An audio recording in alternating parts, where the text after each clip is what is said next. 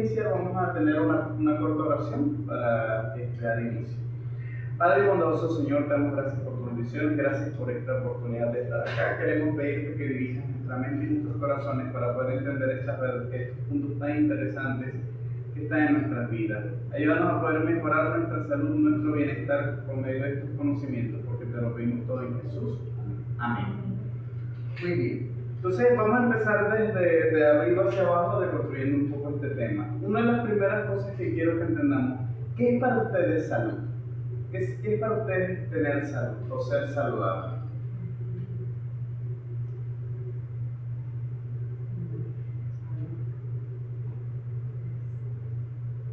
¿Creen ustedes que la salud es una persona saludable necesariamente no tiene enfermedades o no tiene problemas?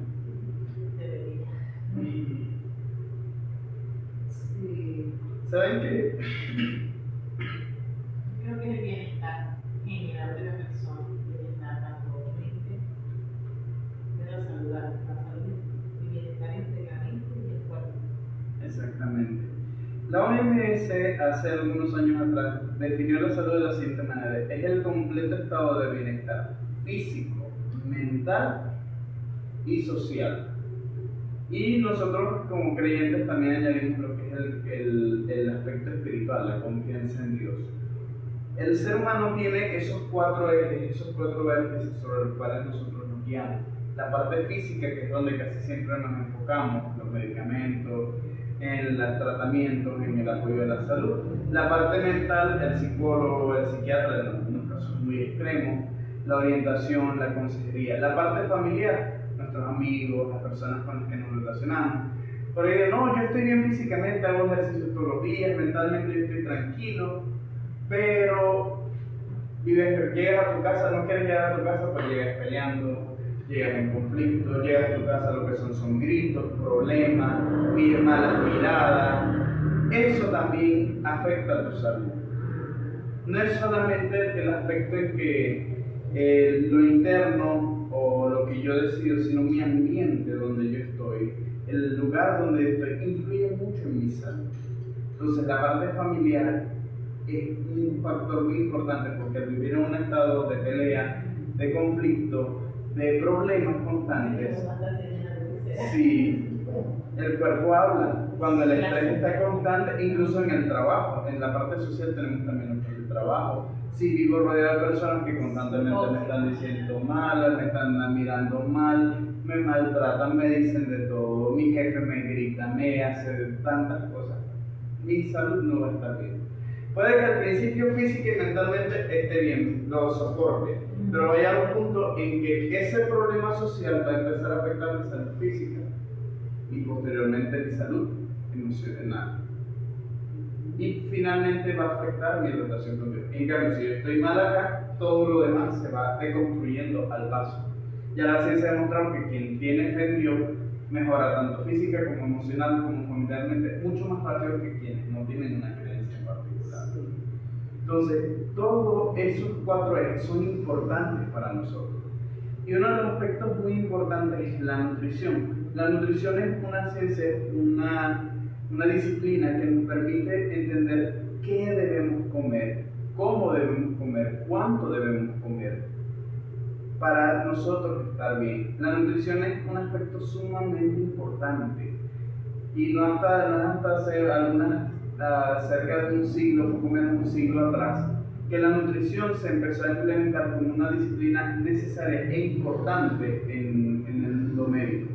Antes era solamente la parte medicamentosa, la parte psiquiátrica, pero se descuidaba la parte alimentaria, la parte del estilo de vida.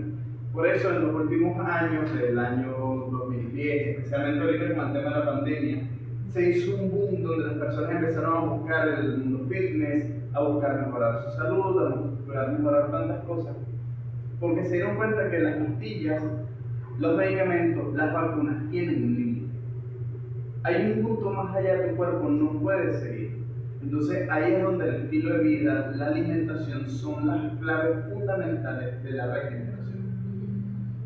Entonces la nutrición nos enseña qué comer, cómo comer, cuánto comer y dónde comerlo y cómo eso nos ayuda a nosotros a mejorar nuestra salud.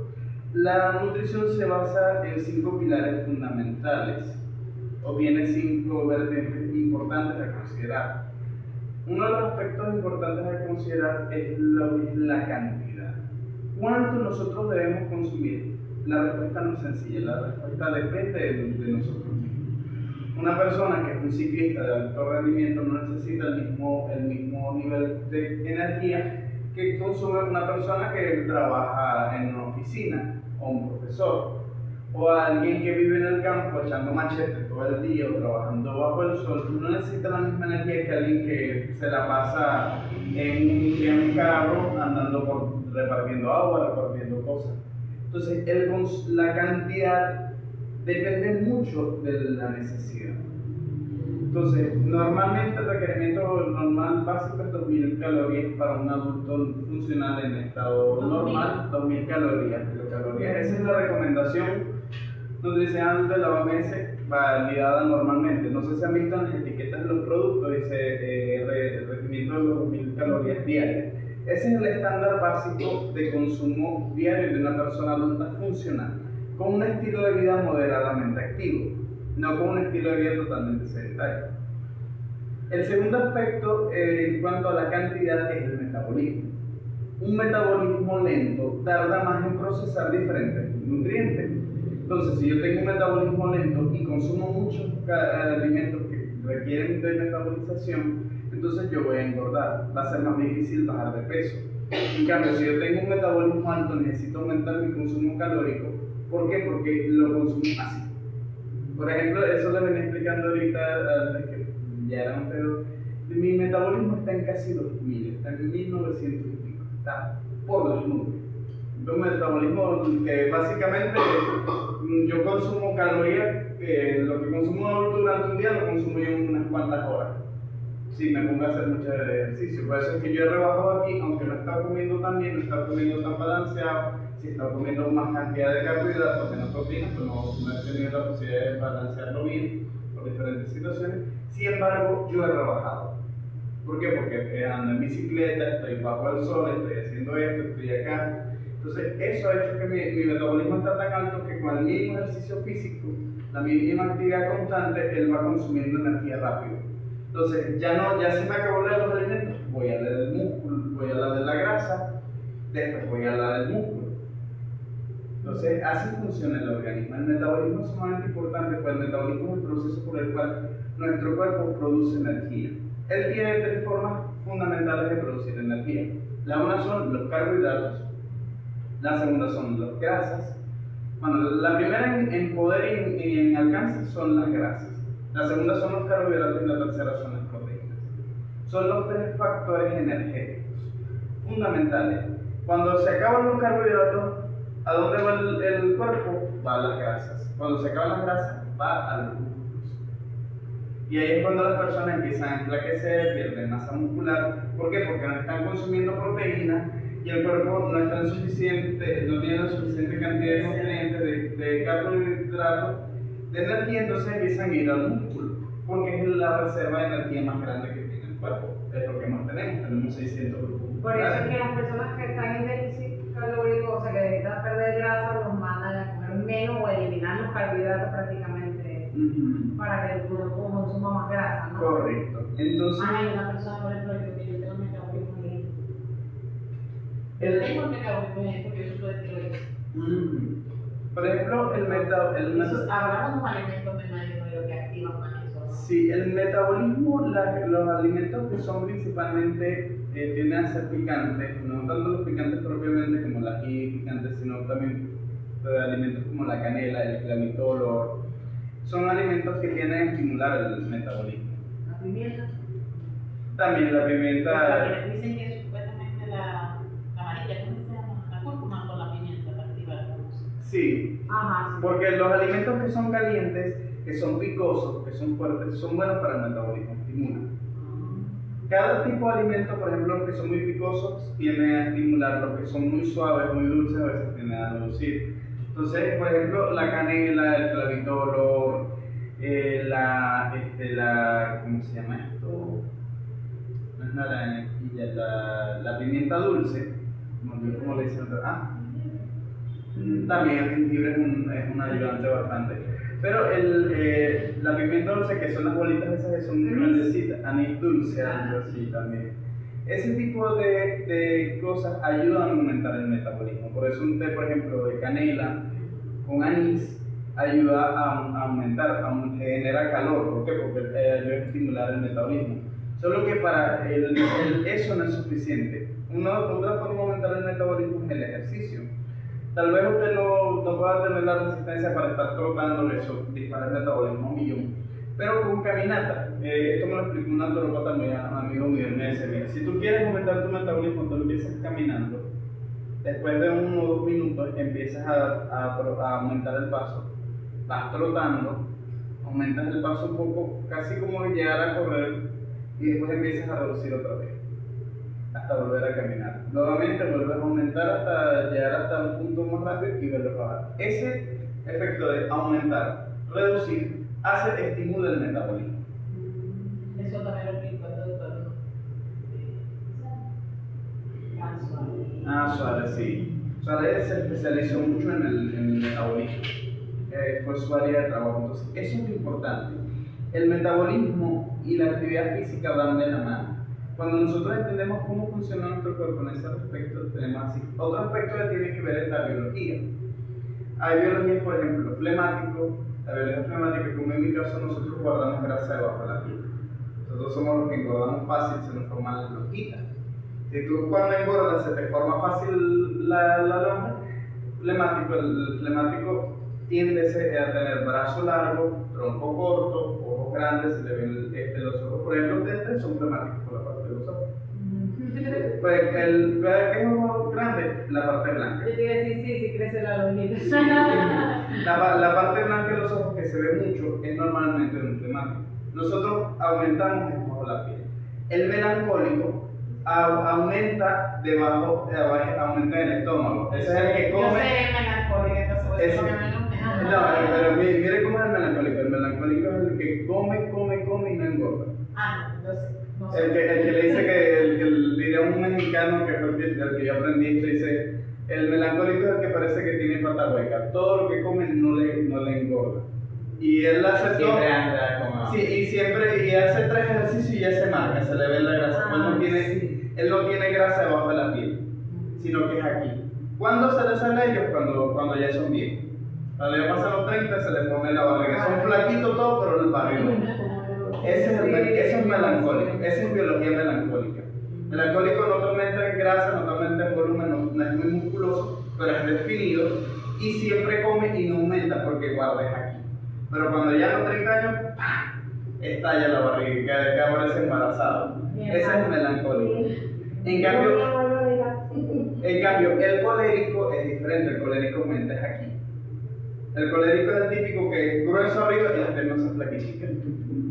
El calor siempre va. Sí, el colérico tiene manos grandes, es muy parecido al sanguíneo, al flemático perfilado, pero frente más alta, ojos más pequeños, mirada así fuerte que uno lo ve como que le intimida.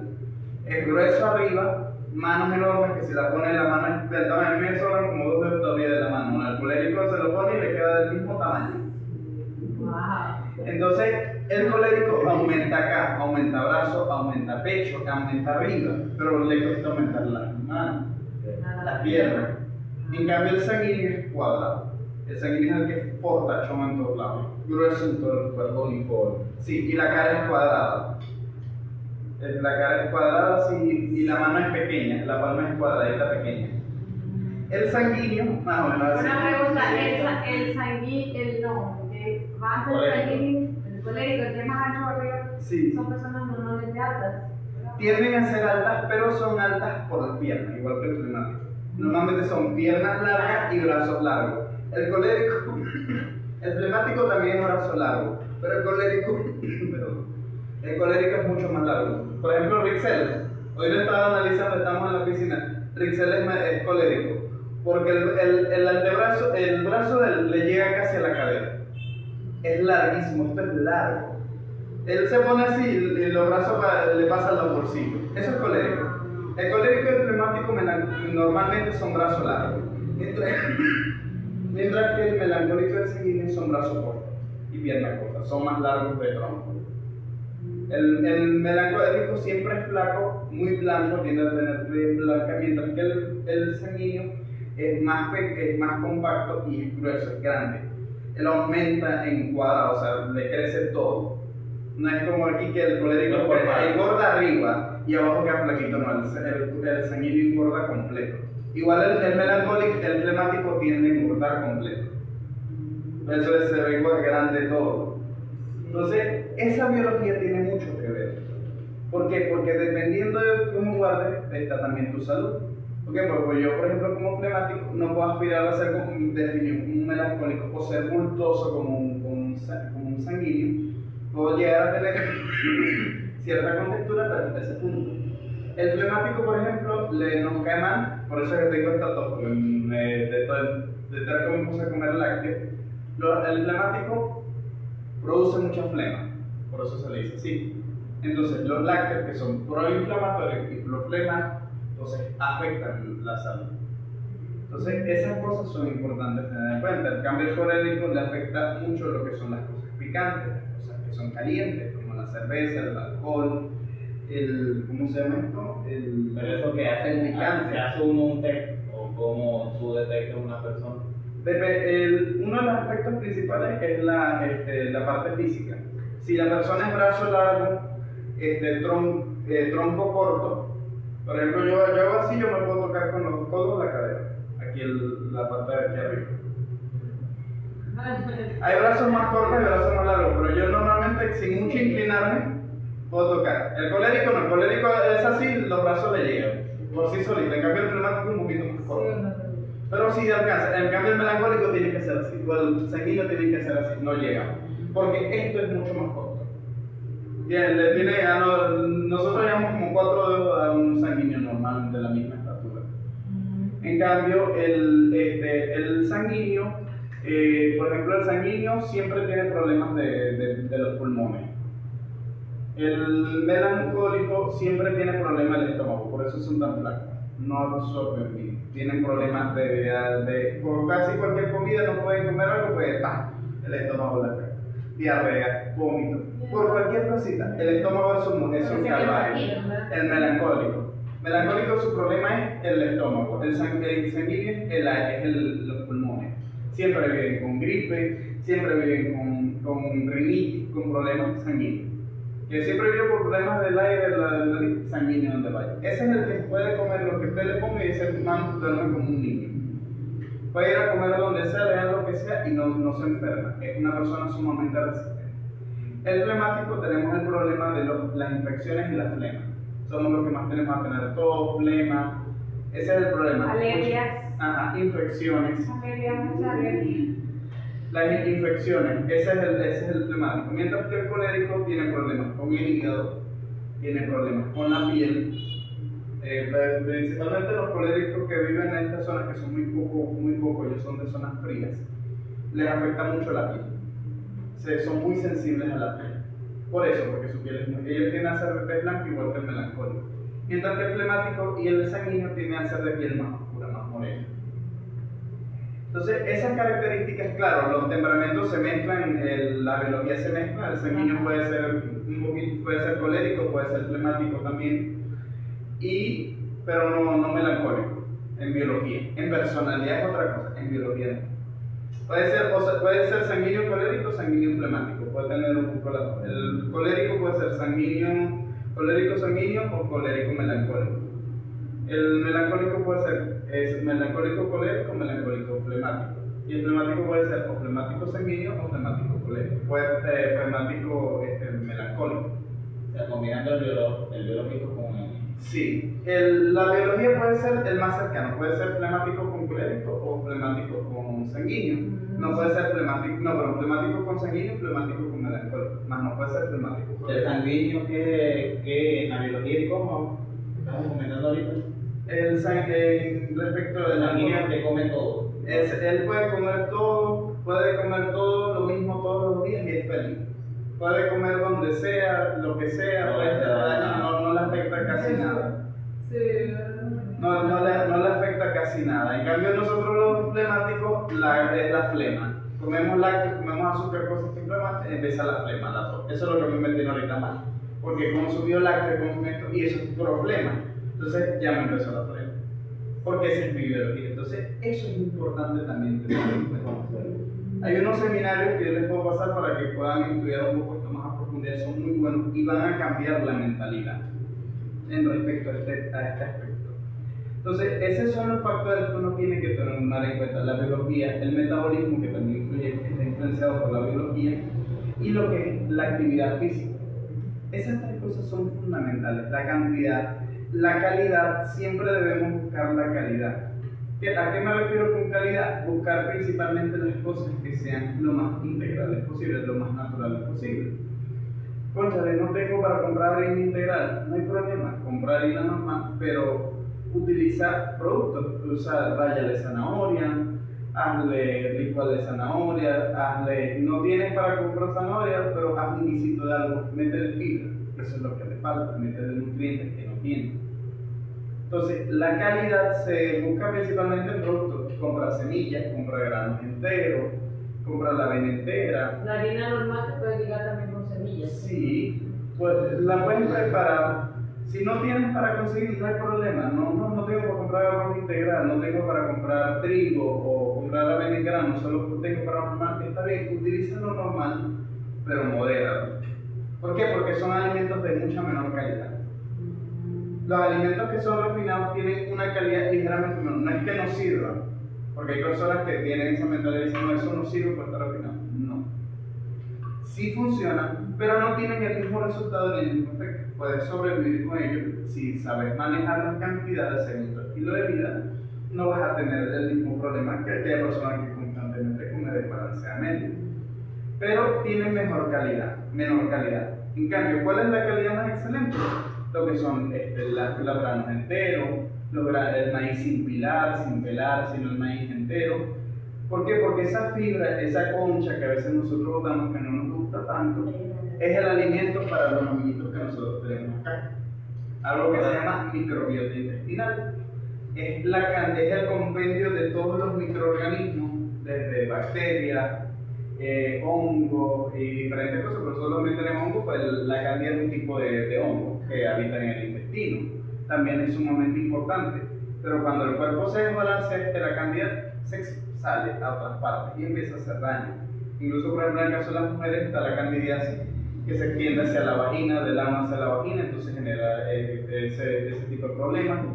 En el caso de nosotros, a veces se va hacia las partes altas y se ve como una capa blanca en el paladar. Esa es la cándida. Eso normalmente se da con personas que tienen un estado de acidez muy alto o personas con cáncer, que casi es lo mismo. Entonces, ese tipo de cosas son importantes, son necesarias, pero todo depende de cómo nosotros las manejemos. A ver, entonces eso se repara. Sí, solo se mueve. Si se allá para la lucecita me dice pues ya entonces se descargó. Entonces, eso es lo importante. El estado de salud, la fibra es muy importante para nosotros. No le estoy diciendo, no, cocinen el maíz así y se lo comen entero, no. Lo puede, como decía, uno lo cuela, saca la fibra más grande y se queda la más pequeña y tiene nutrientes, tiene alimento, igual las conchas. Si la concha está sana, utilicémosla, si no, se pela normal. Pero si nosotros trabajamos con las conchas de los vegetales, lo mejor que se va, por ejemplo, el plátano, el topocho, hacemos la concha guisada. No se le va a perder nada. No se le pierde y queda sabrosita aprovechando los nutrientes que la concha tiene por naturaleza. Y es la presentación. Entonces, tratar de aprovechar al máximo los alimentos. Si conseguimos alimentos que sean sanos y los lavamos bien, los desinfectamos bien, lo que son las papas, los tubérculos, hasta con jamón se pueden lavar y bien juegaditos, en mucha cantidad obviamente. Y para que queden limpios, con agua bien frotados, con una esponja limpia, para limpiarlo bien se puede utilizar con concha, se pueden pelar. Pero la calidad es eso, productos lo mejor posible. Tal vez no tengamos aquí para comprar productos orgánicos, para nosotros sembrar productos orgánicos, que sería lo ideal, pero con una buena limpieza, una buena desinfección, con agua, con jabón suave, no muy fuerte, un jaboncito suavecito, o una esponja bien pasada, los vegetales quedan limpios. Entonces, eso nos ayuda a nosotros, los aspectos de la calidad. Otro aspecto es la higiene. Ya hemos visto lo que es la cantidad, la calidad, y ahorita estamos viendo lo que es la parte de la higiene. La limpieza de los alimentos es sumamente importante. La desinfección, yo siempre recomiendo principalmente el limón, el vinagre de manzana también puede ayudar a desinfectar, o el agua con sal. Puede ser agua con sal y limón para desinfectar, para lavar los vegetales bien frotaditos, para sacarles eso, como un poquito de vinagre, un chorrito de vinagre. Corteo. Sí, para desinfectar, porque hay un tipo de cloro que es también para las cosas, pero ese no es de centro comercial, son unas gotitas también. Es un tipo de cloro que se usa solamente para eso. Yo uso más que todo el vinagre. El vinagre, pero el limón y la sal son suficientes. Entonces, con agua, bien lavadito, bien estregado, uno lo limpie bien, es suficiente. Igual las hojas, yo por ejemplo, lo que son el repollo, la lechuga, lo que es por ejemplo el coliflor, el brócoli, esas que vienen a veces a tener, son capitas, son pequeñas cositas, hay que irlas deshojando y irlas revisando por dentro, quitar lo que esté malo y dejarlas remojando para que se desinfecten por completo. Y luego secar.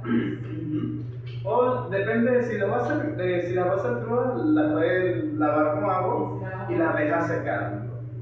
Si por ejemplo están sanos y se pueden, tal vez solo se enjuagan, si es para crudo se pueden desinfectarlas con limón. Si es para cocinar, no tan necesario. Solo hay que revisar que no tenga gusanito, que no tenga aspectos de higiene básica.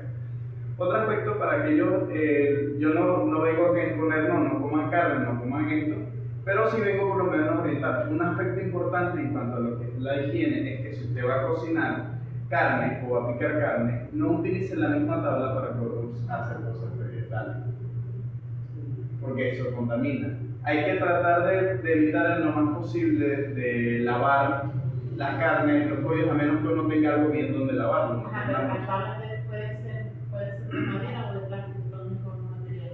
Pues las dos son muy complejas, pero de entre las dos yo recomendaría más la de madera, bien desinfectada. La de plástico, si no hay, pues puedo utilizar el plástico, obviamente, pero idealmente madera. O cerámica, tal vez sea así, piedra, algo así. Por lo menos cuando uno hace el curso de manipulación de alimentos, le dicen de plástico. Sí. Porque por lo menos la de madera, al tiempo, ellas empiezan a pudrir y esas partículas empiezan a caer en el alimento. Ahí es donde entra el aspecto de desinfección. Normalmente siempre sería bueno las cosas desinfectarlas cada cierto tiempo con agua tibia y cloro. Un poquito de cloro para evitar eso precisamente, desinfección, eso es muy importante.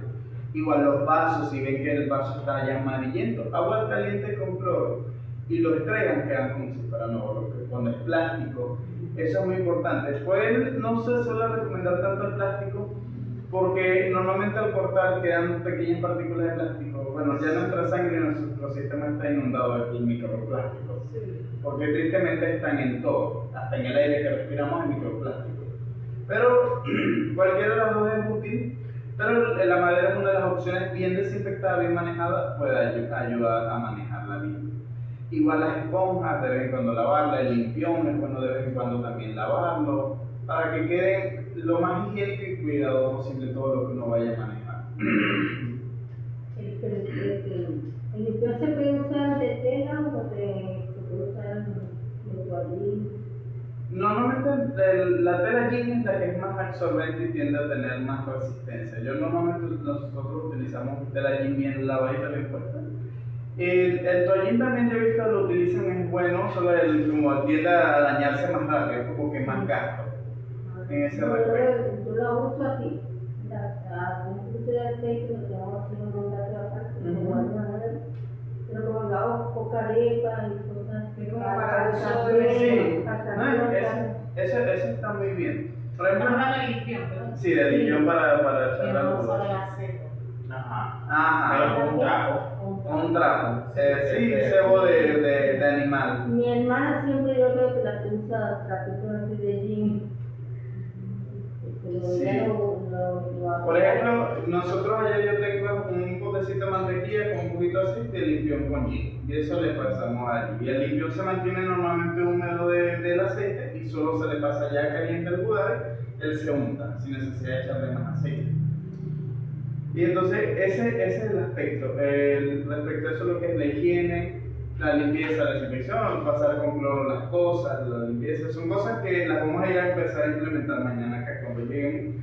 Vamos a limpiar, pasarle con cloro, pues puede que haya limpiado antes, puede que ya no haya pasado mucho, pero uno nunca sabe, eso es el mejor siempre es prevenir. Bueno, a mí el cloro, yo tengo un tema con el cloro porque a mí el cloro me genera alergia. Yo el cloro me hace picar la piel como el rojezco. Esto se me pone rojito, como cuando uno se quema con el sol. A mí el vapor. sí, cuando limpian el baño, yo entro recién, o sea, ya Ah. cuando se ha disipado, ya salió el olor, no, pero Sí, recién, cuando está así. yo entro, me comienza a picar y se me pone rojito como cuando uno se quema con el sol. Voy a traer el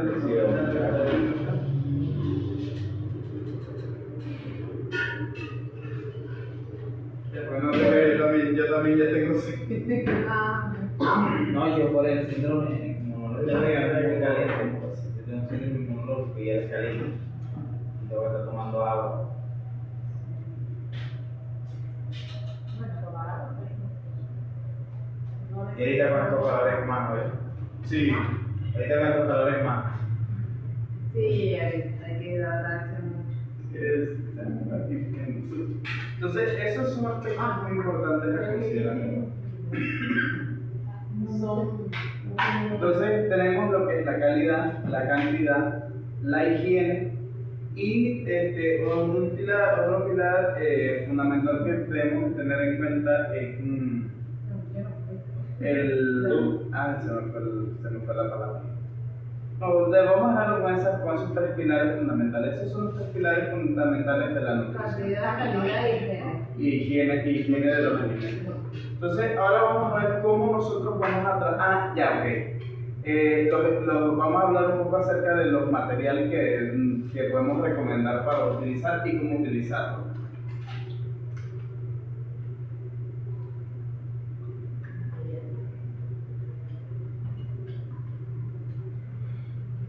Aquí van a encontrar un tema un poco complejo.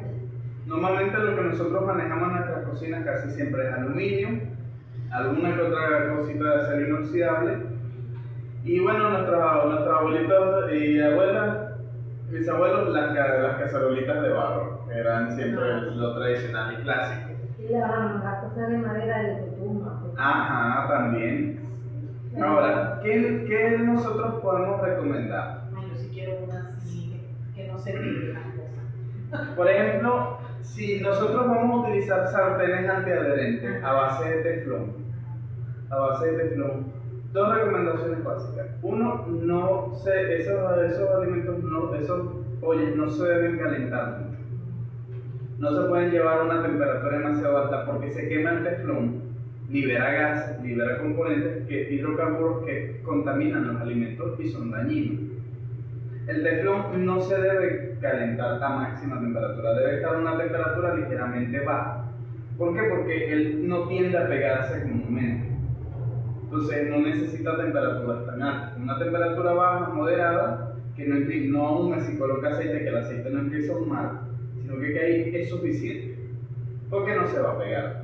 Otro aspecto es con que se revuelva, que es algo que considero de alguna forma no utilizar cucharas de hierro ni de nada rasposo, porque el hierro raspa. De madera. no. De madera Ajá, no. solo- Sería de madera o de goma. O de goma. O de goma. Pues en este caso la goma o plástico, que son las tiritas que, como la temperatura no es tan alta, no se derriten tan fácilmente y no dañan el teflón. Por eso el teflón se utiliza de temperatura media a baja. No se utiliza a altas temperaturas porque se daña el teflón, libera toxinas al quemarse y es más fácil que se raye. Sí. Y si está muy alta temperatura, si usas cucharas, cositas de plástico, se van derritiendo y también sigue Es siendo que no me he dañino. dado de cuenta, cuando el fuego alto uno se le arrebata lo que vaya a hacer. Sí. Y si uno lo pone a fuego bajo, se cocina chévere, bien.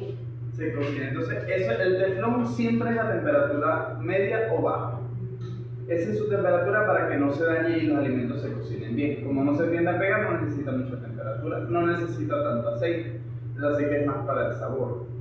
¿Qué utilizo yo? Del aceite normal, yo utilizo una tapita. Una o dos tapitas, dependiendo si ya es mucha cantidad. Pero normalmente una tapita utilizo yo para lo que voy a hacer para un guiso. Una tapita, un poquito más, full, para que ella lo utilice. Al teflón una tapita es más que suficiente, pero es más para el sabor, no tanto para que se pegue. Eso es como lo que es el teflón. El aluminio se puede manejar a alta temperatura, aunque hay que tener cuidado al momento de enfriarlo, porque el aluminio es bastante más débil que los otros metales, las versiones de aluminio. Se puede utilizar a alta temperatura, pero hay que evitar rasparlo. Para eso sí es muy bueno la madera. Para lo que es ollas de aluminio es mejor utilizar la madera. ¿Por qué? Pues la madera es más resistente a la temperatura, no se desgasta tanto y no deja residuos. Si utiliza metal, raspa el aluminio también es tóxico en las comidas del cuerpo, en exceso es tóxico. Entonces, cuando usted raspa mucho las ollas de aluminio, el aluminio se mezcla con los alimentos y eso afecta al organismo a la larga. El aluminio también tiende a ser neurotóxico en altas concentraciones. O sea que cuando uno usa esas cucharas de acero, ay Dios mío, yo no pensaba. Hay que tenerle cuidado, pues si uno lo hace constantemente está liberando el aluminio, porque el aluminio es un metal, una de todas esas ollas, porque casi siempre las ollas que nosotros tenemos es aluminio. Las pequeñas que utilizamos, casi siempre son ¿Y el aluminio. aluminio de acero inoxidable qué? El acero inoxidable es una mezcla entre carbón, tiene pequeñas trazas de aluminio, sí, y no recuerdo que otro es una aleación diferente. Esto por ejemplo, es acero inoxidable. Ah, sí. En esto sí se recomienda. Sí, en este es mucho más fácil. Este hay que cuidarlo para que se raspe, pero es mucho más resistente y menos dañino. El detalle con el acero inoxidable es que cuando se raspa pierde mucho de su antiadherencia.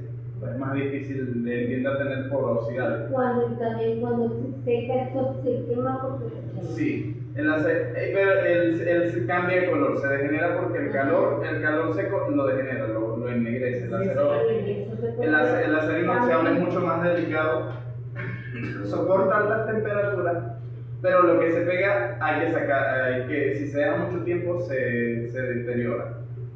El aluminio es más resistente en ese aspecto, pero es más riesgoso en ese aspecto de que si se raspa mucho se desfibra. Son pequeñas partículas. Pero con el acero inoxidable igual hay que usar madera. Y recomendablemente madera. Se puede utilizar cucharas de acero, de madera, de plástico. No recomiendo tanto las de plástico porque son de temperaturas ya muy altas. Entonces tiende a derretirse. La madera es la mejor y el metal también, pero con poco. O sea, simplemente para revolver eso es, vamos a rasparlo. No hagas eso. No, para comida evítelo. Por lo menos en el caso del aluminio, evítelo. En el caso del teflón, negativo todo el procedimiento, pues el teflón es mucho más ¿Y tóxico. el acero inoxidable? Se puede utilizar, pero es mejor evitar rasparlo. No rasparlo mucho O sea, porque no se para revolver. Ya Sí, no se sí, queda no se pegado. prende Ajá. nada, porque bueno, yo no acostumbro a que la comida se me pegue. Yo tengo una olla puesta y estoy pendiente que no se vaya a matar. Sí. Estoy tranquila. No, Sí. a mí sí se ve que más. Pero ese es importante. El acero inoxidable es uno de los mejores, pero hay que saberlo cuidar. Porque al rasparlo se va deteriorando y se va volviendo menos antiadherente y pierde su resistencia, su porosidad y se puede oxidar, se puede dañar más fácilmente porque le entra comida entre eso y no se va dañando desde adentro. ¿Y qué pasa con estos sartenes que hay ahora que creo que dicen cerámica? ¿Algo así? Esos son muy buenos también, aunque también depende del recubrimiento. A veces algunos recubrimientos esmaltados tienen a tener algunos componentes tóxicos. Hay que ver bien la calidad y la recomendación básica es preferentemente no rasparlos, no astillarlos, sino utilizar cosas que no los dañen. Los utensilios de madera son los mejores. Los de madera son los mejores porque ayudan, pero no dañan las ollas, pero tampoco traen partículas a los alimentos. Pero en su caso, evitar raspar, evitar hacerle rayaduras, que eso no le va. Hay que tratar de evitarlo. Puede que con el punterillo ya, ¿qué le vamos a hacer? Se va a rayar obviamente, pero por lo menos ya no va a caer en los alimentos. Que eso es lo que es más peligroso. Ahora, por ejemplo, en el aluminio, la alta temperatura es lo mejor. Calentar la olla bien, calentar el sartén bien, y después se le echa el aceite. Y se le baja la llama. Porque se quema. Me pasa. Sí, que quede bien caliente y después se le coloque, igual los budales, calentarlos bien y después se le coloque el líquido y después las arepas. No se pegue. O cuesta mucho para que se pegue. A menos que se queme, ya cuando se queme ya sí se pegue, ya no queda de otra. Me ha pasado Porque bastante. tiene que dar una temperatura buena, porque no puede echar nada de pico. Correcto. Se pegan y se pasan. Sí, porque a mí me pasa que lo bajo mucho y entonces se enfría con el sartén. No, pues se pegan de todas formas, pues no se tuestan fácil. Pero hay Entonces normalmente cuando es metal, como por ejemplo lo que es el caso del aluminio y el acero inoxidable, se calienta bien, que bien caliente, se le coloca el aceite y de una vez se coloca lo que se va a sofreír y de una vez lo que se va a sofreír al momento. Y después y para que haya un arrebato y ellos se vayan cocinando, se vayan tostando y no se peguen tan fácilmente. Entonces esa es la ideal forma de trabajar. Para que no se baje. Sí, a máxima temperatura, colocar el aceite, el aceite, si tiene el del spray también se le coloca el spray que cubre más. E inmediatamente echando. Y de una vez echarle todo. Entonces ahí queda mejor sellado, se aprovecha más y de ahí se baja, cuando ya los metales estén bien salteados, estén bien calentitos y ya se haya medio cocinado, ahí se le baja la temperatura a medio. Y de ahí se van colocando los otros metales. El procedimiento yo se lo voy a dar para que vean por qué y por qué se hace ese proceso así. Entonces, esa es la base. La temperatura es muy importante en ese respecto. Si es teflón, si son sartenes que están recubiertos, no temperaturas altas porque se daña, se vuelve tóxico y se deteriora. En el caso del aluminio, en el caso del acero inoxidable, es bueno la alta temperatura al inicio, pero no constante. Evitar que se quemen los alimentos, que se peguen. Y después, si se queman, se pegan, sí o sí. Pero si se mantiene con poco aceite, pero a buena temperatura y se van moviendo, ellos se despegan. No se genera ese despego. Y a baja temperatura ella no se va a costar que se vaya a pegar y uno tenga que estar casi que buscando con una espada para poder sacar el pegado. Eso es muy importante en eso de los aspectos. En caso de lo que son las herramientas de trabajo, principalmente madera es lo ideal, plástico a baja temperatura, cuando vas a cocinar cosas a baja temperatura o a media temperatura, no muy alta, y la madera para lo que son altas temperaturas y también para los aspectos delicados como el aluminio. Y evitar raspar con los alimentos ahí, raspar que levante, que suene. No, evitar hacer eso para que no se contaminen los alimentos con los metales, los componentes de la olla. E igual lo mismo aplica para todos los componentes, sean de cerámica, sean de esto. Tener cuidado y siempre ver las indicaciones, las recomendaciones que vienen en los productos para ir venir con alguna cosa. Ya lo que uno le compra que está por ahí en la esquina vendiendo con todo ese poco ya hay que dar recomendaciones generales. Sí. Pero en el caso de esos sartenes ya más especializados, mejor. Por ejemplo, los WOM, que son así, donde tienen una calibración conocida, esos WOM normalmente se curan calentándolos al rojo vivo, se les añade sal y después se les coloca aceite. Ahí se curan y ellos no se tienden a pegar. Ese es un curado que se le hace bastante. ¿Cómo que termina? Se calienta el WOM a alta temperatura, que quede rojo. Cuando son de acero inoxidable puro, esa es una forma de hacerlos antiadherentes. Porque el acero inoxidable por naturaleza no es antiadherente. Pero se puede hacer.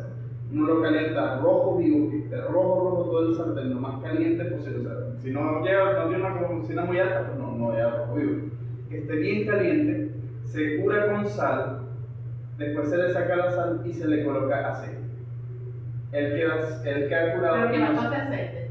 El suficiente para cubrirlo, que quede bien cubierto. Se puede pasar con un trapito que quede bien cubierto, una buena capa fina de aceite. Con la misma llama alta. Sí. No se queme si va a ir que se distribuya. Cuando usted sabe, el aceite frío tiende a ser espeso.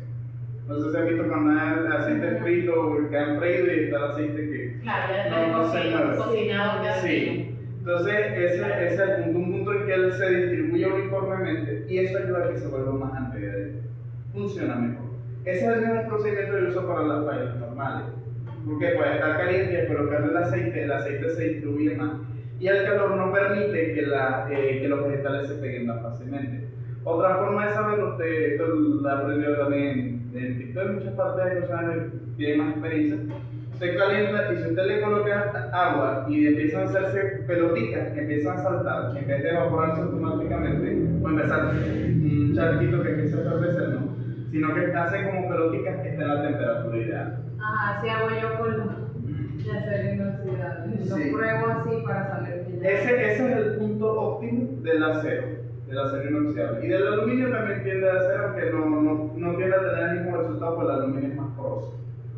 Es un tipo de presa mucho más poroso. En cambio, el acero inoxidable es una lámina bastante uniforme. Entonces, por eso es que las pailas así de aluminio o de hierro de estos negros, hierro colado, son más porosos, tienden a pegarse un poquito más que el acero inoxidable. Pero de igual manera, con la temperatura y la cantidad de aceite correcta, debe funcionar.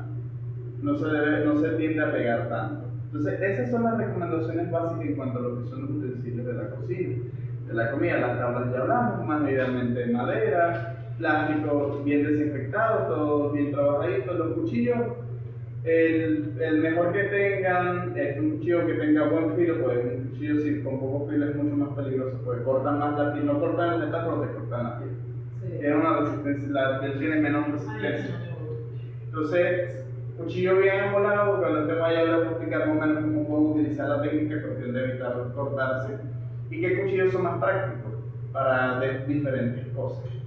Entonces, esas cosas son aspectos que uno debe de tomarlos en consideración.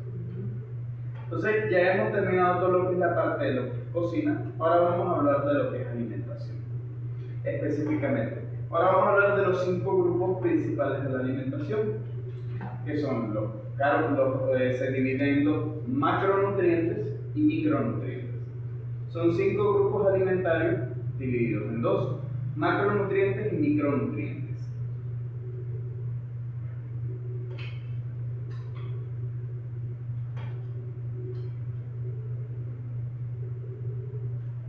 Los macronutrientes tenemos los carbohidratos, las proteínas y las grasas, como normalmente nosotros vemos en el campo de los alimentos. Proteínas y grasas. Y los micronutrientes son las vitaminas y los minerales. ¿Por qué estos grupos son importantes? Porque esto es lo que compone todos los alimentos que nosotros consumimos. El tronco del alimento es vitaminas y minerales. Los macronutrientes son los componentes energéticos, son los que nosotros necesitamos en más cantidad, porque son los que nos suministran la energía diaria para vivir, como el caso de los carbohidratos. Las grasas nos ofrecen protección, porque debajo de nuestra piel nosotros tenemos una capa de grasa, una capa lipídica, que es la que nos protege de los rayos UV, es la que nos mantiene humedad la piel y es la primera barrera de defensa contra los microorganismos que quieren entrar por la piel.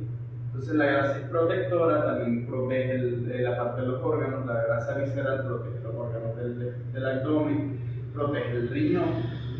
Entonces la grasa es protectora, los carbohidratos son energéticos principalmente, y las proteínas son constructores. Las proteínas son las que forman músculo, son las que forman la hemoglobina, son las que forman las células. Las proteínas son los bloques de la vida. Son sumamente importantes. Si esos 3 fallan o no están en las cantidades correctas, nuestro cuerpo va a fallar mucho. Un déficit de carbohidratos, por consecuencia, tiende a generar baja grasa y baja proteína. ¿Por qué? Porque al no ver carbohidratos, ¿a dónde va? A esto. Un exceso de carbohidratos dificulta la absorción de las grasas y de las proteínas y genera grasa abdominal. ¿Por qué? Porque el exceso de carbohidratos se procesa como glucagón, y cuando se acaba el glucagón, entonces se almacena como triglicéridos en el abdomen. Esta pancita que nosotros tenemos acá. Esta grasa que se forma acá visceralmente es triglicéridos. Lo mismo con el alcohol. El que consume mucho alcohol en diferentes presentaciones, o cuando tenemos una alimentación rica en fermentos que producen también alcohol dentro del estómago. El exceso de alcohol en el sistema, el hígado lo produce como triglicéridos, por eso las personas que tienden a tomar mucha cerveza desarrollan hígado graso y también desarrollan la barriga cervecera, la clásica que uno conoce. ¿Por qué? Porque los triglicéridos se acumulan en la parte interna del riñón, mientras que el colesterol se acumula principalmente en las arterias. Creo que me atrevo a decir que eso mismo pasa con las personas que de pronto, porque mira, mi esposo tiene hígado graso moderado y él no toma nada de alcohol y su hígado está como si tuviera una cirrosis. Casi como una cirrosis. Pero come dulce, pan, cosas de panadería. El exceso de carbohidratos es tan dañino como el exceso de alcohol o como el alcohol. ¿Por qué? Porque una persona con tanta cantidad de carbohidratos en el cuerpo, como las células que están llenas, no tienen donde más guardar glucosa, entonces ¿qué hace el hígado? Conchale, no puedo tener esto aquí, pues si no me va a empezar a afectar, empieza la diabetes. ¿Cuáles son las consecuencias de la diabetes? Problemas neurológicos, pérdida de sensibilidad, vienen problemas de la vista, pues se empiezan a dañar los capilares de la retina, viene con problemas también de problemas mentales, ya desorientación por la cantidad de azúcar. Entonces, como el cuerpo sabe, concha, esta cantidad de azúcar me va a hacer daño a la larga. ¿Qué hace? La transforma en grasa. Y ahí es cuando empieza a acumularse. Por eso el diabético normalmente es gordo. ¿Por qué? Porque la grasa que se acumula, el azúcar se acumula. El exceso de azúcar que el cuerpo no produce lo guarda acá. Entonces ahí viene el tema también de la insulina. ¿Por qué viene la resistencia a la insulina y los problemas de insulina?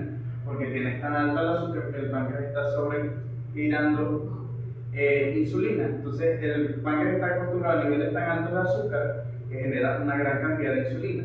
Llega un punto en que tal vez no le coloques tanta insulina o tienes un consumo alto de energía, pero el páncreas está tan descontrolado que libera tanta insulina que el cuerpo genera hiperinsulinemia.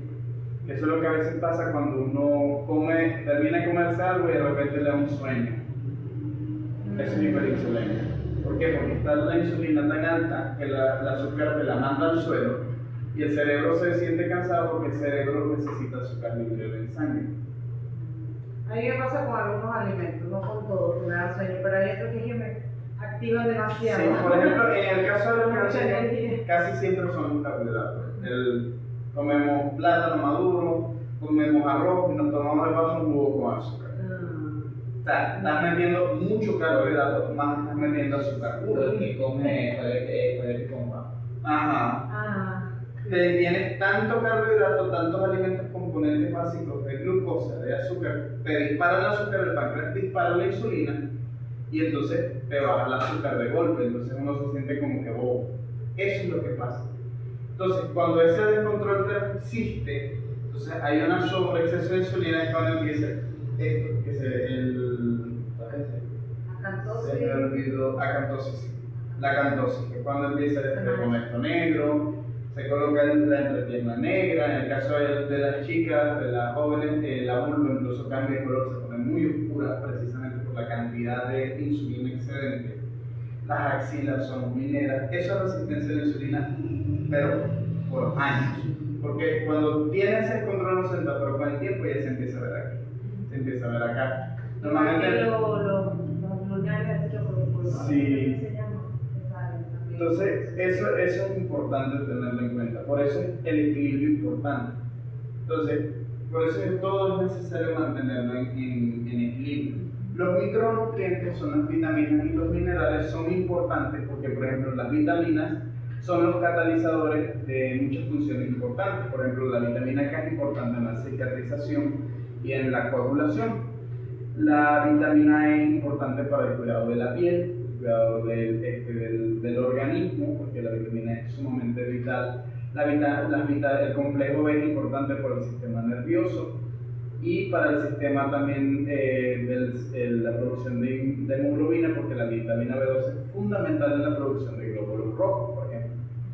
La vitamina A es importante para lo que es la parte de la visión.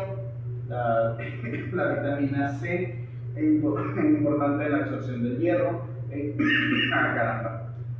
Es importante en la absorción del hierro, es importante también en el refuerzo del sistema inmunológico. La vitamina D que es la que nosotros obtenemos, producimos cuando tomamos el sol en las mañanas, la piel lo produce. Esa vitamina D es importante para la fijación del calcio.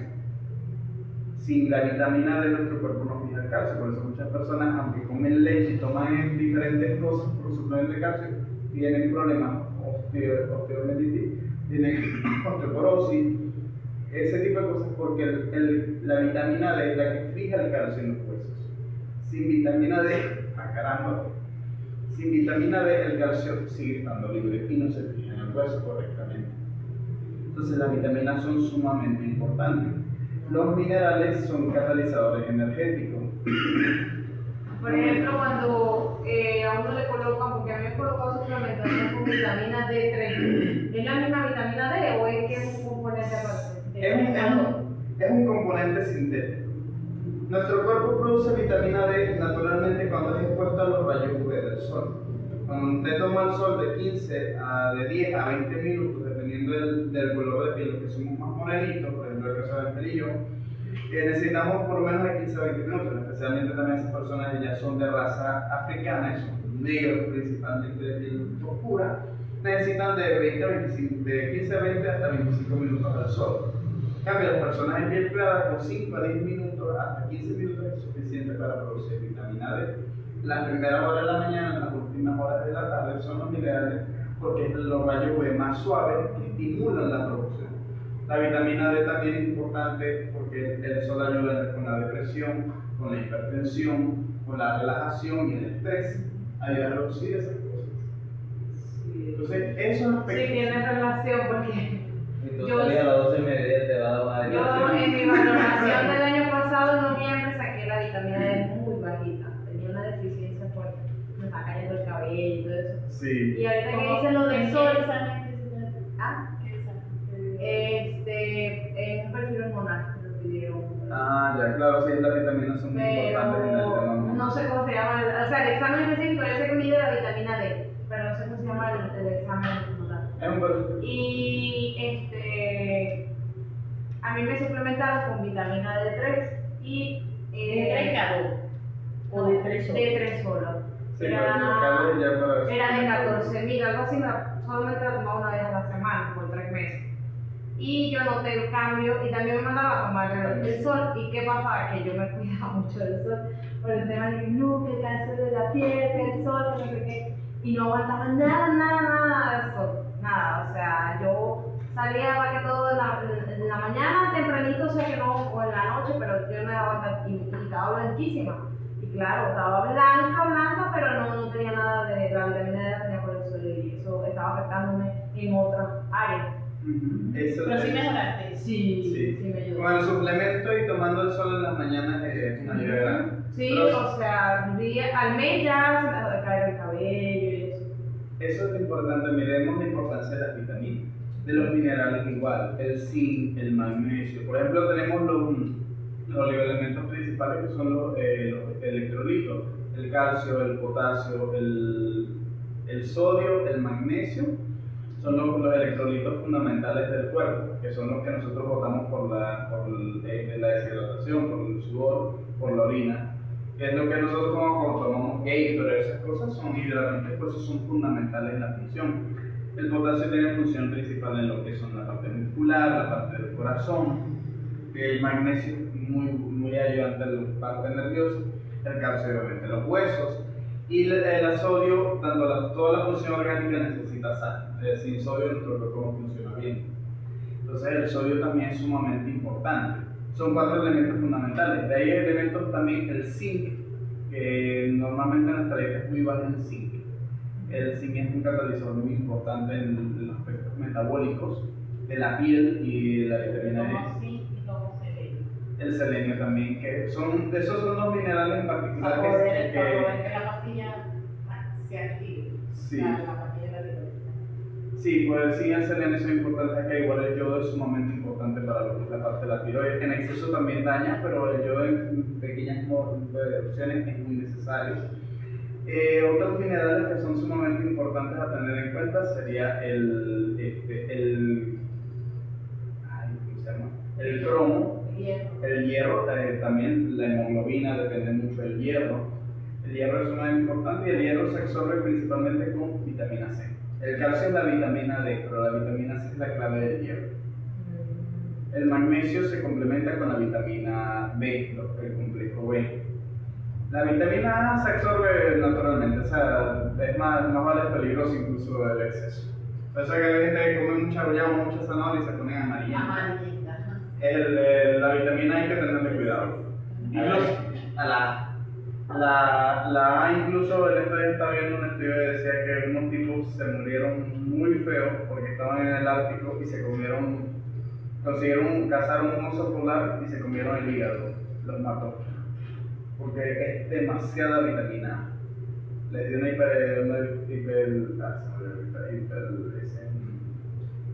me olvidó el nombre de la vitamina, salió un exceso de vitamina A y los mató. El hígado también es rico en vitamina A, es la parte del hígado de los animales.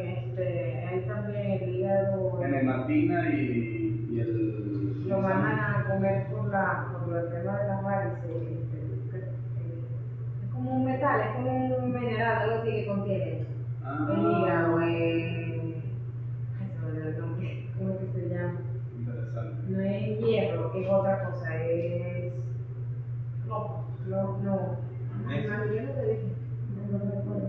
El hierro, yo sé que lo mandan, el Sí. hígado lo mandan a consumir de peces de vaca, de pollo, de eso, de los animales. Sí, entonces, por ejemplo. Cobre. Claro. Alto Sí. en cobre. El cobre, sí. El hígado. Tiene se muchos carga. beneficios, pues. El cobre es muy bueno. Entonces, esos son los aspectos que nosotros tenemos. Tenemos el cobre, el hierro, el zinc, el potasio, el calcio. Y tenemos el cromo. El cromo es sumamente importante. ¿Por qué? Porque ese es el que contiene principalmente lo que son las conchas, las cascarillas de los alimentos. El cromo es sumamente importante porque es uno de los elementos importantes en la saciedad.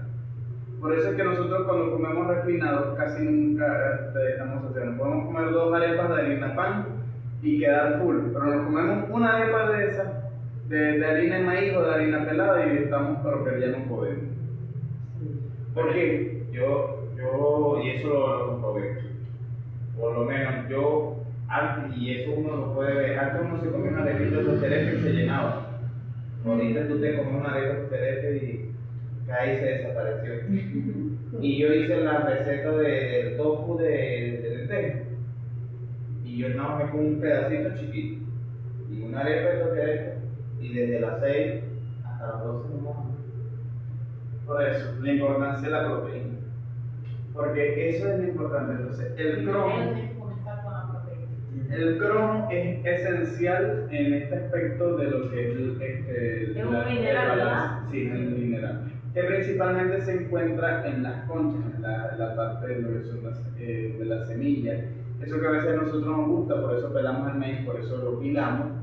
Porque no nos gusta eso, pero eso es importante. Por eso digo, la calidad de los productos es aquellos que vienen enteros. Los refinados, que por ejemplo vienen sin concha, ya vienen sin nada de eso, y que a veces no lo venden aparte, pues el salvado del trigo es la concha del trigo, la lecitina igual, es lo que sobra.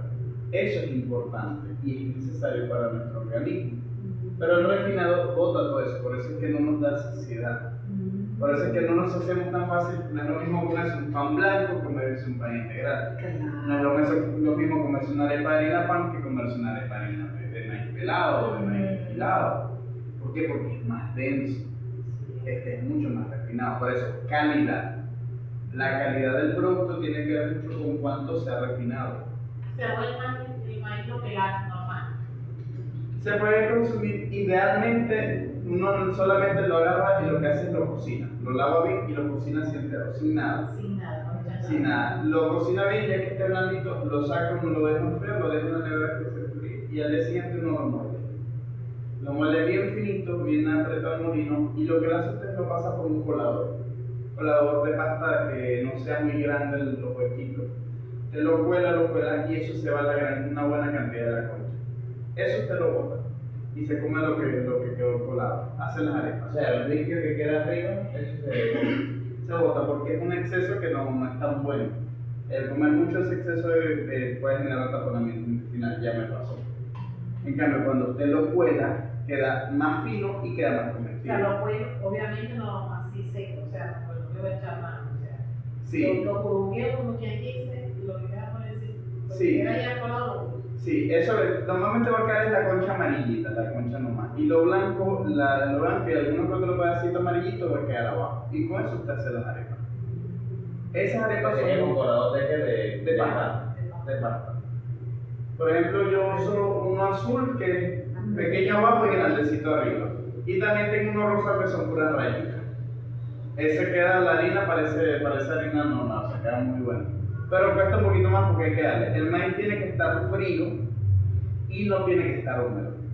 ¿Por qué? Porque si está caliente, el maíz se vuelve como pasta. Entonces se hacen pelotas y no se cuela bien. Si está húmedo, pasa lo mismo. Tiene que estar el maíz sequito, bien lavado, sequito, escurrido, y tiene que estar frío para que él se haga pequeños trocitos y quede solo la concha grande. Esa es la mejor forma de comer las arepas. ¿Se puede comer arepa de maíz pelado? Sí. ¿Se puede comer arepa de maíz pilado? Sí. ¿Se puede comer arepa de harina pan? No tengo para comprar, no tengo maíz, tengo arepa. Puede consumirlo. Claro. No estamos diciendo que no. Pero esto es calidad. Esta es calidad alta, esta es calidad media y baja. Si me van a entender. Esa es la forma como nosotros vemos los alimentos. El entero es la calidad alta, la mejor calidad. El que está medio refinado, por ejemplo, las hojuelas, hay unas hojuelas que yo he visto en Colombia y que también en Ecuador y que por aquí también he llegado a ver, que son unas hojuelas que no son como las que nosotros vemos en la cuaca, que son filiticas, no. Es el grano entero. Yo le he comprado así. Esa es una muy alta calidad. No tienes para comprar el grano entero, o no tienes cómo procesarlo, compra esas hojuelas. Son porque si duras. son así gruesas, como decís vos, eso hay que cocinarlo. ¿no? Sí. Más, Sí. pero hay que licuarlo. En ese caso siempre remojarlo. Todo grano, y esto es lo importante, todo grano siempre se remoja. Todo grano entero se remoja. A menos que ya venga cocido, porque normalmente siempre viene crudo. Todo grano entero siempre se remoja, sea cereal, sea trigo, sea avena, sea cebada, sea millo, sea quinoa, sean lentejas, caraotas, garbanzos, todo cereal, todo grano se remoja. Seco, que esté crudo, se remoja. Eso es muy importante. Entonces, eso ayuda a ablandarlo y se puede moler. En caso, por ejemplo, usted tiene ese y, ay, no endurece, la muele y la hace cruda también, la puede hacer así.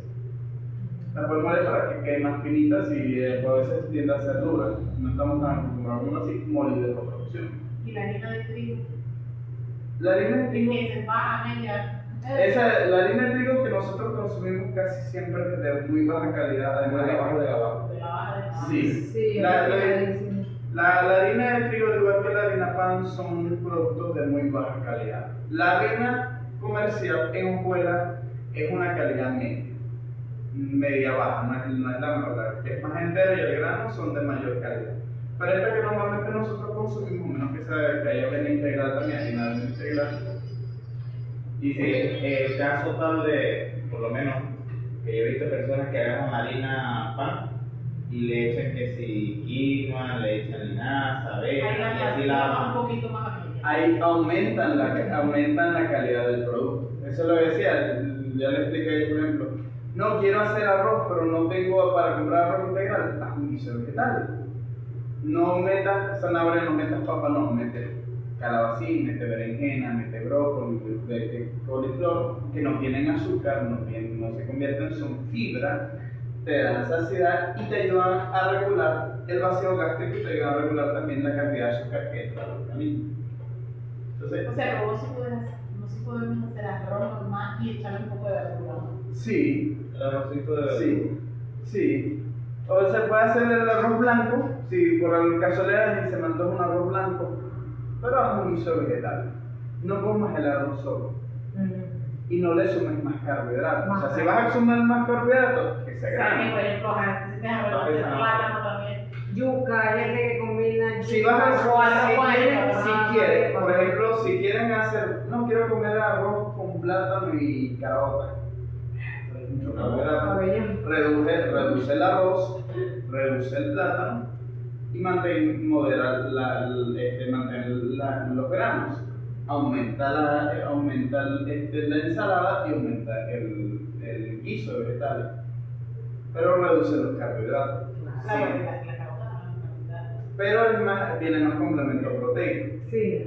Tenemos tiene una fuente principal de proteína con un porcentaje 70-30. Tiene un 70 de carbohidratos, pero tiene 30 de proteína, mientras que, por ejemplo, el arroz es un 90-10. Es Sí. mucho menor la cantidad de proteína. Pero este 10 me complementa para yo tener el alimento completo con la carota. Por eso es necesario combinar los cereales con los granos. Por eso no podemos eliminar completamente. Pero si quiere comer, no quiero comer el arroz con platanito y carota y quiero hacer la carnita. Por ejemplo, si quiere comer carne normal, entonces reduce el arroz, reduce el plátano, reduzca la carota, aumenta un poco la carne y más ensalada, bastante ensalada o un guiso, o haga la carne bien guisadita con bastante O sea, los vegetales nunca deben faltar. Es el ideal. Si va a consumir esto, trate esto, porque la fibra es importante, la proteína es importante. Y en las ensaladas tratar de colocar grasa, linaza, ajonjolí, maní, que les voy a enseñar cómo hacer salsas, hacer cremas, aderezos a base de esas cosas. Complementos que les den los nutrientes que necesitan, pueden comer, pero ya están balanceando más el plato. Entonces, es ese respecto. Si son 80 gramos de arroz, 80 gramos de carota y son 100 gramos, 300 gramos, cuando es el caso de lo que es semillas, raíces, plátano, topocho, papa, ese tipo de cosas, por persona. Entonces, bueno, voy a utilizar solo 50 gramos de plátano, voy a utilizar 40 arroz, 40 de grano y voy a colocar más proteínas de otro tipo. Esa es la forma de balancear, porque si yo voy a consumir más de una cosa, entonces tengo que reducir las porciones y aumentar lo otro que me va a complementar, porque si no voy a tener un desbalance, entonces no me estoy alimentando bien. Esa es la forma correcta de nosotros poder manejar estas cosas. No es que solo voy a comer esto, sí puedo combinar, pero con moderación. Reduce las cantidades, cuestión de que no tengas un disparo de glucosa, tengas la energía necesaria y aumenta las otras que son más importantes. Entonces, esa es la forma más apropiada de nosotros trabajar. Ahora, vamos a desglosar estos 5 puntos de forma organizada, porque ahí lo ven en la estructura. Ahora vamos a hablar de prioridades. Macronutrientes, en primer lugar, y lo más importante siempre va a ser las proteínas. Nosotros tenemos la mala educación de que lo más importante son los carbohidratos. No, lo más importante siempre deben ser las proteínas. Nosotros normalmente de proteínas, un adulto necesita de 1 a 2 gramos por kilo.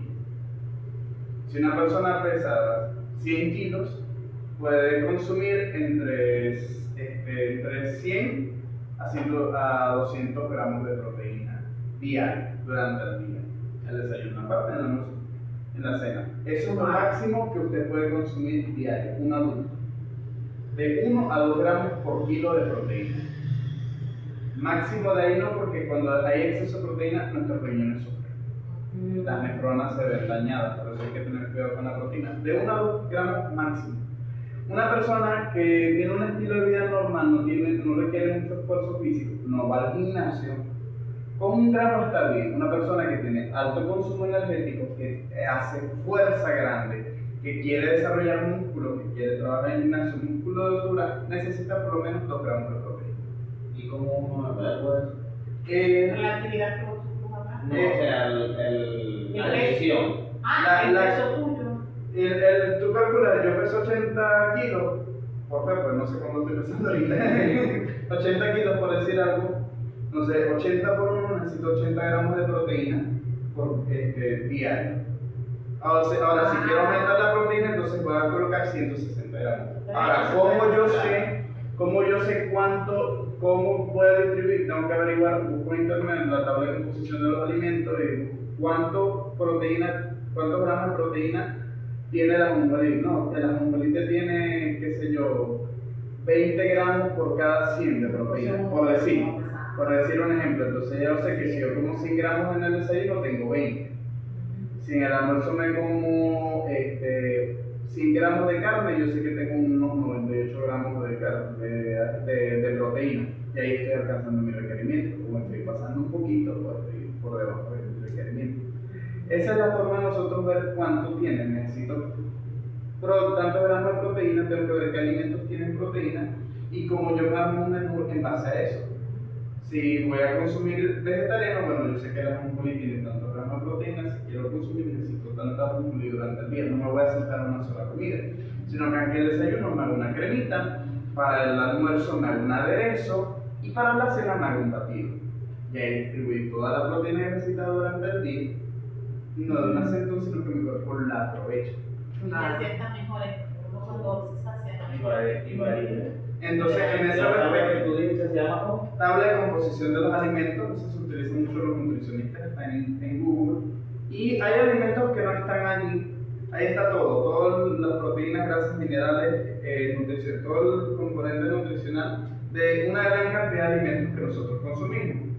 Hay otros que no están, el ajonjolí, el maní, son cosas que no están, entonces ahí es mejor investigar, buscar y comparar cuál sea la información más completa, y en base a eso hacer nuestro cálculo. Esto normalmente lo hace un nutricionista. Yo estaba estudiando nutrición, tristemente tuve que dejar mi carrera por el tema de viaje, pero esto es lo que nosotros manejamos en nutrición. Esta es la forma como se calcula una dieta y se le dice a una persona necesita tanto de esto, tanto de esto, tanto de esto.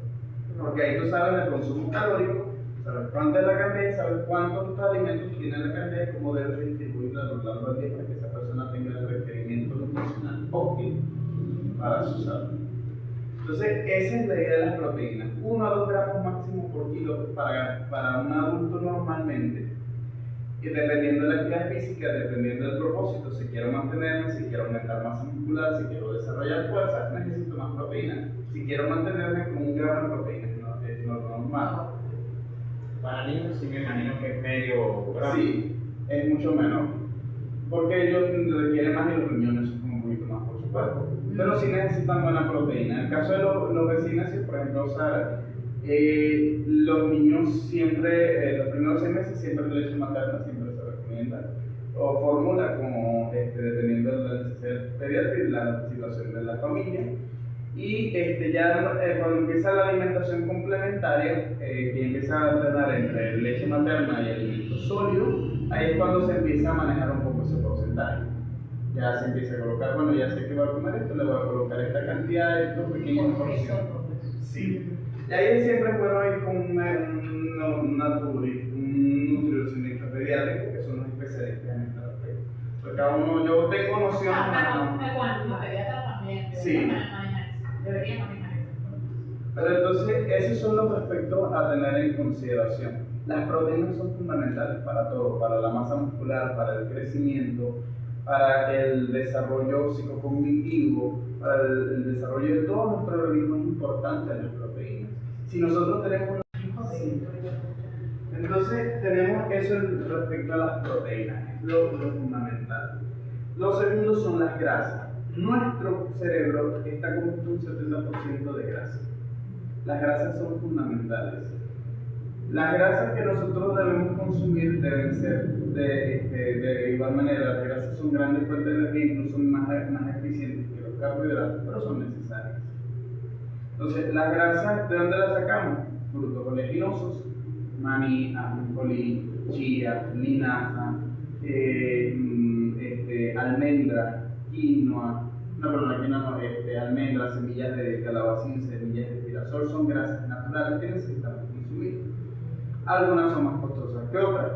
El aguacate también. El aguacate es muy importante, el coco es sumamente importante.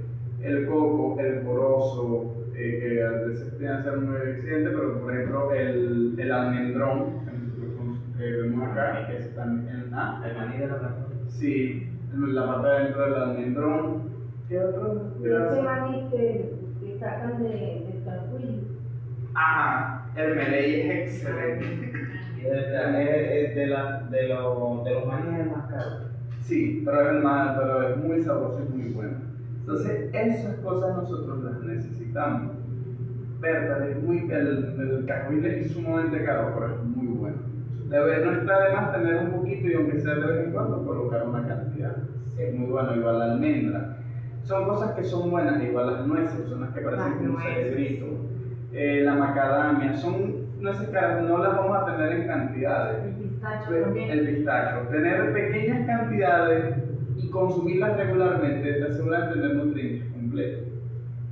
No es que todo el tiempo necesites tener eso, pero por lo menos de vez en cuando sí debes dedicarte a consumir algunas de esas cosas porque son importantes y tienen nutrientes que las otras no los tienen. Pero ¿qué es lo más fácil que ustedes pueden conseguir aquí en Dauro? Que he visto que hay distribuidoras actualmente: el maní, el ajonjolí descortezado y con corteza, la chía, la linaza, que son un poco costosas pero son muy buenas. Eso es lo que más comercialmente aquí se consigue de este tipo de grasa. El coco, obviamente, el aguacate igual en las verdureras, que son un poco costosas. El girasol también se consigue. Las semillas de auyama, que quien no tiene auyama en su casa puede conseguir auyama. Las semillas también se pueden consumir, son grasas naturales. Es lo más fácil que usted va a tener acá. Si en algún momento usted puede hacer, y como decían, nosotros hacemos envío no solo de productos de mantequilla y maní, eso, sino que nosotros también compramos en Barquisimeto, vamos a hacer envíos para acá, si quieren almendras, si quieren maní, y es más económico. No, comprarnos 1 kilo, comprarnos medio kilo, un cuarto de kilo de esto, y le mandamos. Yo tengo por ahí los precios. La soya aquí también se consigue, en ese caso es proteína bastante de alta calidad. Por ejemplo, en el caso de las proteínas, las fuentes de proteínas son las legumbres.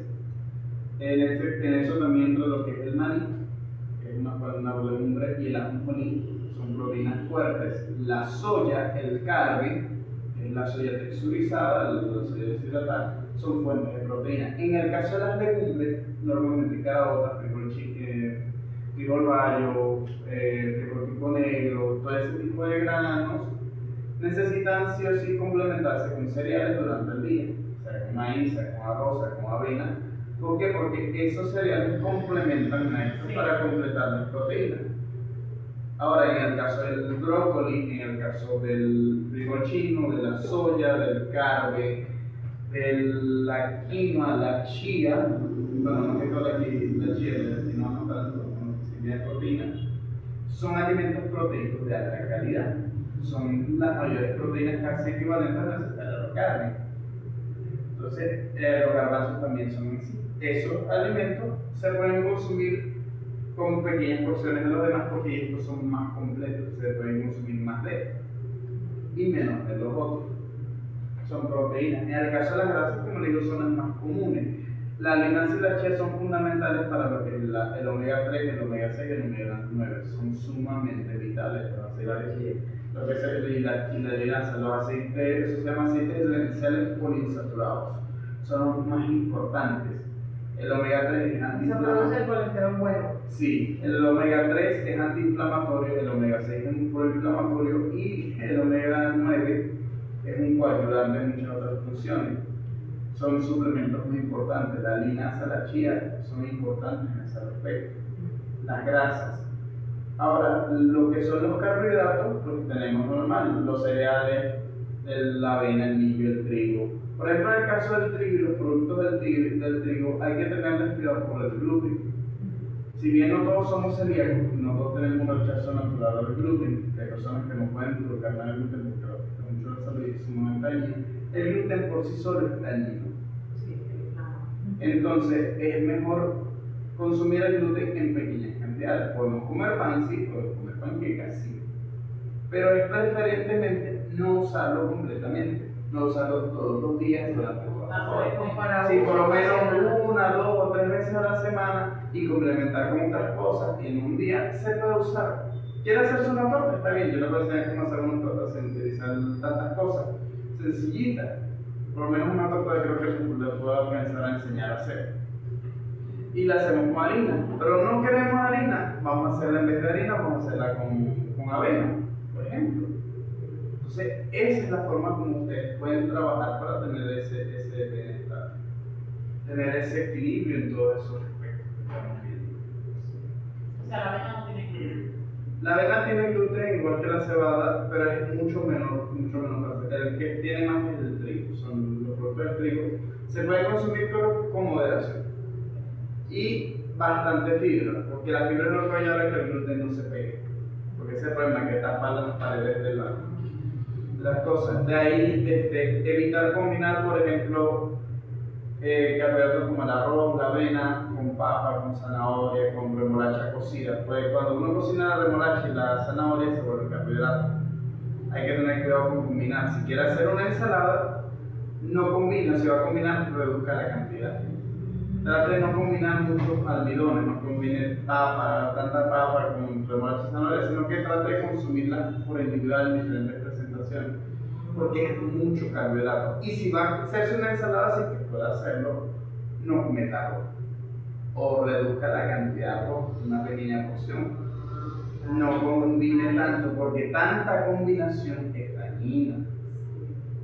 Uno hace la ensalada de papa, remolacha y zanahoria. Es sabrosa, pero puede Y hacer. arroz Si es preferible hacer la ensalada, está bien, no mucha cantidad tampoco, O 300 sea, gramos. no le agregues el arroz. 300 gramos, no coloques el arroz, puedes colocar granos, puedes colocar carne, puedes hacerla con pollo, puedes hacer como bien deseas, dependiendo del estilo de vida, pues no hay ningún problema. Pero puedes hacer eso, pero no meta más carbohidratos.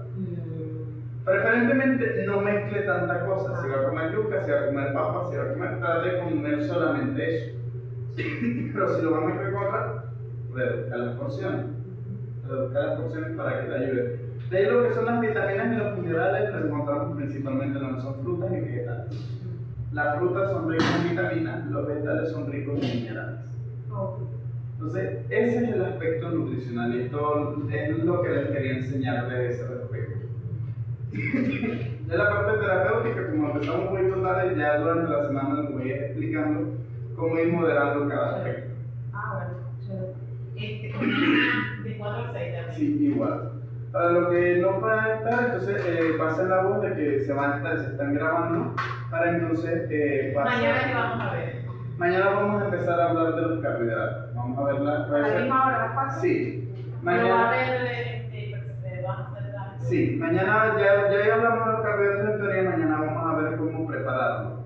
Por eso es que estaba pidiendo que hoy las personas que pudieran me dieran los 5 o que pudieran adelantarme los 15, para mañana yo comprar las cosas, comprar las grasas, las cosas que vamos a preparar. Para cuando vayamos a hacer, por ejemplo, vegetales, si tal vez yo les diga, no, tráigame un tomatito, una cebolla, una cosita así, cosas pequeñas porque son bastante costosas para comprar así, mejor no, si tengo, no, yo tengo un tomate, voy a llevar, pero no vamos a gastar tanto. Cosas que tengamos en la casa, claro. Sí, pero por ejemplo, las mañanas sí lo voy a comprar yo. De ahí y las proteínas y eso, que es lo mañana y el martes. Carbohidratos, grasas y proteínas son estos los que vienen. De ahí vienen lo que son los guisos, vienen las salsas, que ya son otras cositas aparte. Bueno, voy a cancelar porque no me ir. Sí, lo Me vamos. está llamando de Seúl. Sí. Vamos a orar antes de retirar. Padre bondadoso Señor, te damos gracias por tus bendiciones, gracias porque a pesar de que hubieron diferentes inconvenientes, nos permitiste hablar y aprender de este tema. Queremos pedirte que nos dirijas y nos sigas llevando en la educación para poder alcanzar más ampliamente el propósito que tienes para nuestras vidas y poder así ser felices y ser saludables como tú lo prometiste, Padre Celestial. Bendice a cada una de las personas acá presentes y permite que también por medio de estas grabaciones que estamos haciendo pueda llegar este mensaje a muchas más personas y más personas puedan ser bendecidas por tu gracia y por tu poder. Te lo pedimos todo en Cristo Jesús.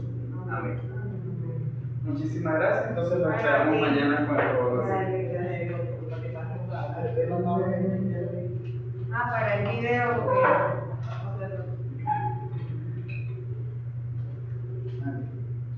Me voy. Bueno, un placer. Hasta luego, quiero igualmente, hasta mañana.